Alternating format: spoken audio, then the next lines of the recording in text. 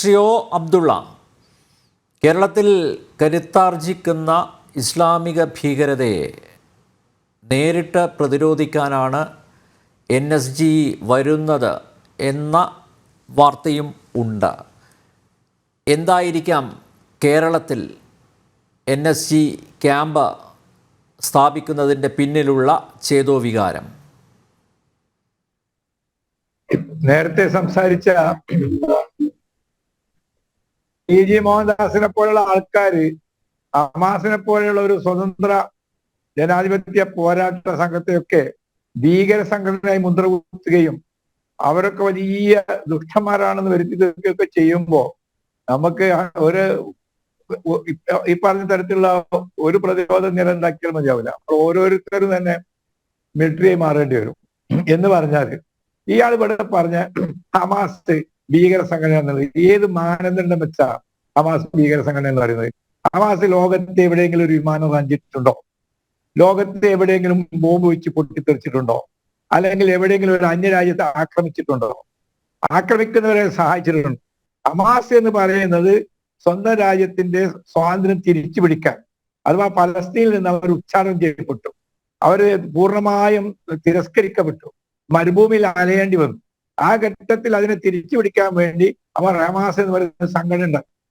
ഇന്ത്യയിൽ മഹാത്മാഗാന്ധി കാണിച്ചെന്ന അതിവിശിഷ്ടമായ അഹിംസ രീതിയിലുള്ളതായ ഒരു ജനാധിപത്യ സ്വാതന്ത്ര്യ പോരാട്ടം ഒഴിച്ചു നിർത്തിയാൽ ലോകത്ത് നടന്നതായ ഒട്ടുമിക്ക പോരാട്ടങ്ങളും സ്വാതന്ത്ര്യ സമരങ്ങളും ഹിംസാത്മകമാണ്.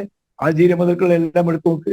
അപ്പൊ ഹിംസാത്മകമായ ഒരു രീതിയിൽ സ്വന്തം രാജ്യത്തിന്റെ സ്വാതന്ത്ര്യത്തിന് വേണ്ടി പോരാടുന്നവരൊക്കെ ഭീകരന്മാരും അതിഭീകര തീവ്രവാദികളും ഒക്കെയാണ് ചിത്രീകരണം. എന്ത് അടിസ്ഥാനത്തിലാ? അപ്പൊ അത് ഒന്നാമതായിട്ട് ഹമാസിനെ ഭീകര മുദ്ര കുത്തുന്ന മഹാ തെറ്റാണ്. അത് അദ്ദേഹം പിൻവലിക്കണം. അതുകൊണ്ട് അക്കാര്യത്തിൽ അദ്ദേഹത്തോട് പറയാനുള്ളത് കാര്യങ്ങൾ മനസ്സിലാക്കും. ഏതെങ്കിലും വെസ്റ്റേൺ പത്രങ്ങൾ എന്തെങ്കിലും എഴുതി അത് മാത്രം വായിച്ച് അതൊക്കെ ശരിയാന്ന് പറഞ്ഞ് വിഴുങ്ങരുത്. ഹമാസ് ഒരു കാലഘട്ടത്തിലും എവിടെയും ഒരു ഭീകര പ്രവർത്തനം നടത്തിയിട്ടില്ല. അവര് ഇന്ന് മരുഭൂമിയിൽ അലയുകയാണ്. അലയുന്ന ആയിരക്കണക്കിന് പലസ്തീനെ ഞാൻ കണ്ടിട്ടുണ്ട്. അവരെ ഏതെങ്കിലും രാജ്യത്ത് വെച്ച്, ഉദാഹരണത്തിന് ഖത്തർ, ഞാൻ താമസിക്കുന്ന സ്ഥലം, അവിടെ നിന്ന് പുറത്താക്കുമ്പോൾ അവരെ പുറത്താക്കി എങ്ങോട്ട് പുറത്താക്കും? അവർക്ക് സ്വന്തം രാജ്യമല്ല, എങ്ങോട്ടെങ്കിലും പോകാൻ പറയണ്ടേ? അതിനൊരു നിവൃത്തിയില്ല. പിന്നെ ഇറാഖിലെ ഡിസേർട്ടിലേക്കൊക്കെ ഒക്കെ ചെയ്യുക. അപ്പൊ സ്വന്തം രാജ്യത്തിന് വേണ്ടി പോരാട്ടം നടത്തുന്ന ഹമാസിനെ ഭീകരവാദികൾ പേരിടക്കുമ്പോൾ എന്തായാലും മറുപടി പറയേണ്ടത്? അപ്പൊ ഓരോ ജനങ്ങളുടെയും ഇപ്പൊ നമ്മൾ ഇന്ത്യ പണ്ട് ബുദ്ധൻ ഇവിടെ ജനിച്ചിരുന്നു, അഹിംസയുടെ പ്രവാചകനായിരുന്നു എന്നൊക്കെ പറഞ്ഞു. പണ്ടത്തെ കൊറിയ, വിയറ്റ്നാം എന്നൊക്കെയുള്ള ബുദ്ധന്മാർ ഇവിടെ വന്ന് ഇവിടെയാണ് ബുദ്ധഗയുള്ളത്, ബോധിവൃക്ഷമുള്ളത് എന്നൊക്കെ പറഞ്ഞ് ഇവിടെയുള്ള ആൾക്കാർ ആട്ടി ഒഴിച്ച എന്തായിരിക്കും അവസ്ഥ? അതുപോലത്തെ ഒരു അവസ്ഥയിൽ ഇപ്പൊ അവിടെ ഉള്ളത് കാര്യങ്ങൾ മനസ്സിലാക്കാതെ വന്നിട്ട് തങ്ങളല്ലാത്ത. നമുക്ക് ഹമാസിനെ വിടാം. PFIയെ നിരോധിച്ചിട്ടുണ്ട്. പക്ഷേ എങ്കിലും PFIയുടെ പ്രേതം, നേരത്തെ TG സൂചന നൽകി, PFIയുടെ പ്രേതം വളരെ സജീവമായിട്ട് കേരള മണ്ഡലത്തിൽ പ്രവർത്തിക്കുന്നുണ്ട്. അവർ ഇവിടുത്തെ രണ്ട് പ്രധാനപ്പെട്ട ഇടത് വലത് മുന്നണികളുടെ ഭാഗമായി ആ മുന്നണികളിലേക്ക് നുഴഞ്ഞു കയറിക്കൊണ്ട് കൃത്യമായിട്ട് അവരുടെ ഓപ്പറേഷൻ നടത്തുന്നുണ്ട്. അതൊരു വാസ്തവമല്ലേ? ഒരുപക്ഷെ അതുകൂടി മനസ്സിലാക്കിക്കൊണ്ടായിരിക്കില്ലേ NSG കേരളത്തിലോട്ട് വരുന്നത്? PSI എന്നാണ് കൊണ്ട് ഉദ്ദേശിക്കുന്നത് ആരെയാണ്? PFI ഫുൾ ഫോം പറയും. PFI എന്ന് പറഞ്ഞാൽ പോപ്പുലർ ഫ്രണ്ട് ഓഫ് ഇന്ത്യ. താങ്കളെ പഠിപ്പിച്ചിരുന്നു അതൊക്കെ. PF എന്നുള്ള ഉച്ചാരണം ഞാൻ കേട്ടുകൊടുത്തില്ല. Sorry, very sorry. Popular Front of India എന്ന് പറയുന്ന സംഘടന നിരോധിക്കപ്പെട്ടു. അതിന്റെ ആൾക്കാർ, പ്രവർത്തകർ മുഴുവൻ ജയിലിലാണ്. അവരുടെ കുടുംബങ്ങൾ കഷ്ടപ്പെട്ട് ഇങ്ങനെ കഴിയുന്നു. അവരിവിടെ എന്ത് ഭീകരാക്രമണം നടത്തിയത്? ഇവിടെ നേരത്തെയുള്ള നൂറ്റാണ്ട് പൂർത്തിയായ RSS എന്ന് പറയുന്ന ആൾക്കാർ, ഒരു വിഭാഗം, അവരൊരു പ്രത്യേക വിഭാഗത്തെ മാർക്ക് ചെയ്യുകയും തെരഞ്ഞു പിടിച്ച് കൊല്ലുകയും എല്ലാ തരത്തിലുള്ള പീഡനങ്ങൾ ഏൽപ്പിക്കുകയും ചെയ്തപ്പോ അതിനെ പ്രതിരോധിക്കാൻ വേണ്ടി ഉണ്ടാക്കിയ ഒരു ആഭ്യന്തര ഗ്രൂപ്പ് എന്നതിൽ കവിഞ്ഞ് അവർ ആരോട് യുദ്ധം ചെയ്യാനുള്ളതാ? എന്ന് RSS അവരുടെ ഈ കത്തി അവരുടെ ഉറയിലിടുന്നു, അതോടുകൂടി PFI ഇല്ലാതാവും. RSSനെ താരതമ്യം ചെയ്യാതെ അതിന്റെ ഇഷ്ട RSSനെ താരതമ്യം എന്റെ ഇഷ്ട. RSS എന്ന് പറയുന്ന ഒരു ഭീകര സംഘടന ഇന്ത്യ രാജ്യത്ത് ഒരു ചില പ്രത്യേക സമുദായങ്ങളെ, മുസ്ലിങ്ങളെയും ക്രിസ്ത്യാനികളെയും ഒക്കെ ഈ രാജ്യത്ത് ഈ ഉന്മൂലനം ചെയ്യണമെന്നുള്ള അവരുടെ മറ്റേ വേദ പുസ്തകത്തിലുള്ളതാ. അല്ല, RSS എത്ര വിമാനങ്ങൾ റാഞ്ചിയിട്ടുണ്ട്? RSS എത്ര വിമാനങ്ങൾ റാഞ്ചിയിട്ടുണ്ട്? ക്രിസ്ത്യാനിയുടെ കാര്യം ഞാൻ പറഞ്ഞോളാം. ക്രിസ്ത്യാനിയുടെ കാര്യം ഞാൻ പറഞ്ഞോളാം. അത് നിങ്ങൾ പറയണ്ട.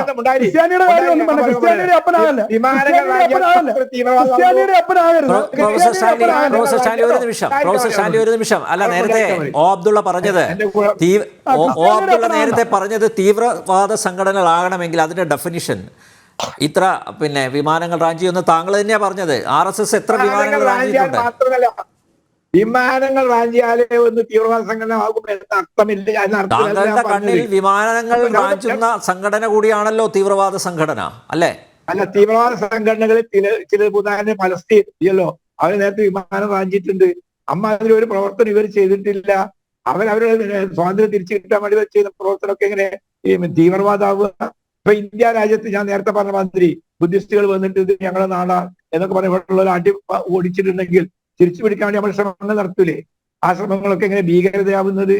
സ്വന്തം രാജ്യത്തിന്റെ സ്വാതന്ത്ര്യത്തിന് വേണ്ടി ജനങ്ങൾ അവരുടെ മൗലികാവകാശങ്ങൾക്ക് വേണ്ടി നടത്തുന്ന പോരാട്ടത്തിന് എങ്ങനെ ഭീകരത എന്ന് പറയാ? ഇന്ത്യയിൽ മഹാത്മാഗാന്ധി അതിസുന്ദരമായ ഒരു അഹിംസാ സിദ്ധാന്തം കൊണ്ടുവരികയും അതിലൂടെ അദ്ദേഹം ബ്രിട്ടനിലേക്ക് വിട്ടുവയ്ക്കുകയും ചെയ്തു. എന്ന് വെച്ചാൽ എല്ലാ സ്വാതന്ത്ര്യ സമരങ്ങളും അഹിംസാപൂർണമായിരിക്കണം എന്ന് പറയുന്നത് ശരിയല്ല. ലോകത്ത് ഒറ്റ സമരം അങ്ങനെ ഉണ്ടായിട്ടില്ല. അപ്പൊ അബ്ദുള്ള, താങ്കൾ പറഞ്ഞു വരുന്നത് NSGയുടെ ആവശ്യം ഇല്ലാന്നാണോ? കേരളം സമാധാനപരമായി ജനങ്ങൾ ജീവിതം നയിക്കുന്ന ഒരു പ്രദേശമാണ് കേരളം എന്നാണോ? എന്താണ് ഉദ്ദേശിക്കുന്നത്? അതൊക്കെ ഇവിടുത്തെ ഒരുപാട് ഏജൻസികൾ, നമുക്കത് പാടില്ല എന്ന് പറയുമ്പോൾ ഈ രാജ്യത്ത് എന്തെങ്കിലും തരത്തിലുള്ള അപകടം ഉണ്ടായിട്ടുണ്ടെങ്കിൽ അതുകൂടി ഉത്തരവാദി. ഈ രാജ്യം എത്രത്തോളം സുരക്ഷിതമാണ്, അത് ഇവിടെ വല്ല അപകടമുണ്ടോ എന്നത് അന്വേഷിക്കാൻ വേണ്ടി ഗവൺമെന്റ് ശമ്പളം കൊടുത്ത് പോറ്റുന്ന കുറെ ഏജൻസികളുണ്ട്. അവരുടെ റിപ്പോർട്ടിന്റെ അടിസ്ഥാനത്തിൽ പല അപകടം ഉണ്ടെങ്കിൽ അത്തരത്തിലുള്ള സംവിധാനങ്ങൾ വേണം. നമുക്ക് വളരെ പ്രധാനമാണ് നമ്മുടെ രാജ്യത്തിന്റെ രക്ഷ. ഈ രക്ഷയ്ക്ക് വേണ്ടി നമ്മൾ പലതും ചെയ്യാം. പക്ഷെ നമ്മളൊരു കാര്യം മനസ്സിലാക്കണം, ഇന്ത്യയുടെ 3000-ൽ പല കിലോമീറ്റർ ചൈന എന്ന് പറയുന്ന രാജ്യം കൈയടക്കി വെച്ച കാലത്രയായി. എന്താ അതിനെപ്പറ്റി ഒരു അക്ഷരം ഇവിടെ പറയാത്തത്? 3000-ൽ പല കിലോമീറ്റർ, മീറ്റർ അല്ല കിലോമീറ്റർ ചൈനയുടെ കയ്യിലാ. എന്തുകൊണ്ടാണ് ഇവിടെ ചർച്ച വിഷയമാകാത്തത്? എന്തുകൊണ്ടത് തിരിച്ചു പിടിക്കാൻ പറ്റി ചിന്തിക്കുന്നില്ല? അതൊക്കെയാണ് വേണ്ടത്. അല്ലാതെ ഇവിടെ ഇത്തരത്തിലുള്ള ചെറിയ ചെറിയ കാര്യങ്ങൾ പറഞ്ഞ് അതിന്റെ പേരിൽ ആളുകൂടിയല്ല. അപ്പൊ രാജ്യത്തിന്റെ ഭദ്രത, സുരക്ഷിതത്വം വളരെ എന്ത് വില കൊടുത്തും അത് നിലനിർത്തണം. അതിന് ഇങ്ങനത്തെ ഒരു മിലിറ്ററി ഉണ്ടാക്കിയതുകൊണ്ട് കാര്യമുണ്ടെങ്കിൽ അത് ഉണ്ടാക്കി വേണം. യെസ്. അപ്പോൾ NSG വരുന്നതിനെ താങ്കൾ എതിർക്കുന്നില്ല, അത്തരം സേനകൾ ആവശ്യമാണ് എന്നാണ് താങ്കളുടെ പക്ഷം. ഓക്കെ.